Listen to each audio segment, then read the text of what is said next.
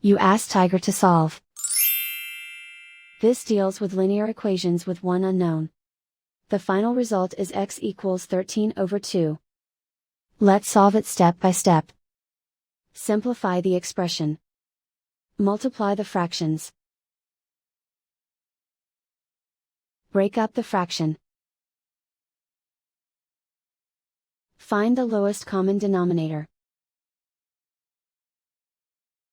Multiply the denominators. Multiply the numerators. Combine the fractions. Combine the numerators. Group all constants on the right side of the equation. Add 7 over 6 to both sides. Combine the fractions. Combine the numerators. Reduce the zero numerator. Simplify the arithmetic. Convert the integer into a fraction.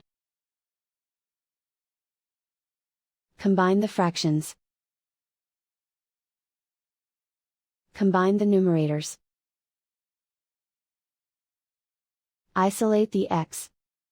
Multiply both sides by 3. Group like terms. Multiply the coefficients. Simplify the fraction. Multiply the fractions. Simplify the arithmetic. And so the final result is x equals 13 over 2.